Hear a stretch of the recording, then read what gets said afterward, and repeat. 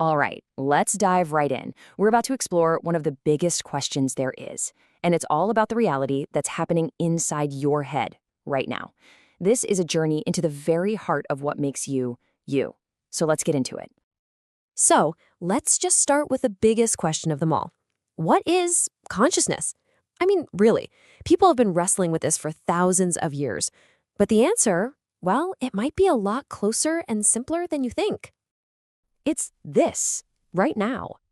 It's the simple fact that you're seeing these words, that you're hearing my voice, maybe feeling the warmth of your room. It's not some abstract, philosophical idea.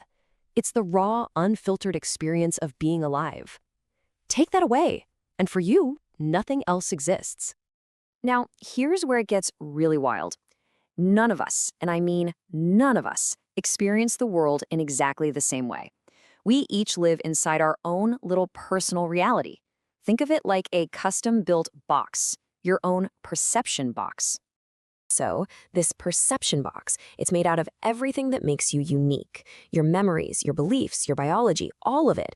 It's the lens you can't take off, the one that colors and shapes every single thing you experience. And this is the perfect example. You remember this, right? The dress that broke the internet? Some of us look at this and are 100% certain it's white and gold. Others are just as certain it's blue and black. We're all looking at the exact same image, but our brains are building two totally different realities from it. It's incredible. See, your brain is a guessing machine. It's constantly making these little assumptions about the world, what neuroscientists call priors. They're basically shortcuts built from your entire life's worth of experiences. And they don't just shape how you see a dress, they shape everything. What you believe, how you feel, your whole sense of who you are. Now, smack dab in the middle of that perception box, like the center of gravity for your whole universe, is your sense of self. That feeling of I or me. But what happens when that feeling just vanishes? You know this voice, right? It's that narrator that just never shuts up. The one that's constantly judging you, planning things, worrying about the future. It's always making everything about me, me, me. But what if you could experience a moment of total silence? You know, in those moments of deep focus, when you're totally in the zone, that inner voice can just disappear completely. And when it does, wow, there's this incredible feeling of peace, a kind of blessed silence where you just are, without any judgment at all. Okay, so here's the most important part of this whole thing. Your perception box, it is not a prison. It's not permanent. You can actually change it. You can expand it. You might even be able to step outside of it entirely.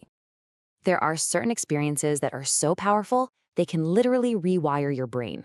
They don't just give you a new idea or a different opinion. They fundamentally rebuild the walls of your perception box, giving you a brand new best guess about how the world works. Okay, check out this experiment. They had people step into a virtual reality simulation where they experienced the world as someone of a different race. And just for a few minutes, they felt it. The stares, the subtle comments.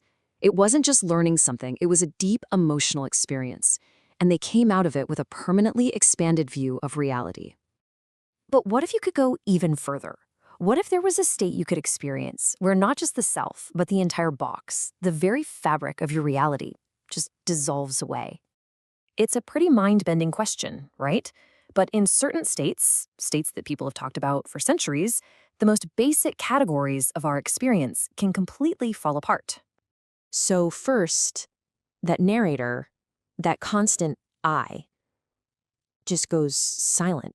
It's gone. There's only experience happening, with no one there to say, I am experiencing this. Then, the feeling of space dissolves. The idea of here versus there, of near and far, it all just becomes meaningless. Everything is one. And finally, time itself collapses. Past, present, and future all disappear. There's no before this moment or after this moment. There is only an eternal now. There simply is. For the people who've had an experience like this, the change can be profound and permanent. One person said that the gift they got from it was that they never feared death again. Not that they wanted to die, but that deep, nagging dread of not existing, it just wasn't there anymore. Now, I know what you might be thinking. This all sounds really subjective, maybe a little out there. But what if it isn't? What if science could actually find a way to measure the very presence of awareness? Could we actually put a number on consciousness? Well, it turns out we might be able to. And the number that researchers have found is this, 0.31. It doesn't look like much, but this little number could be one of the most important discoveries in all of science. So, scientists can now measure the complexity of the electrical signals in your brain, basically how rich and dynamic the chatter is between different brain areas. And they found this razor-sharp line in the sand. If your brain's complexity score is above 0.31, you are conscious. You're here. Below it, you're not. It's an incredible line between awareness and nothing. So what does all this mean for you and for me?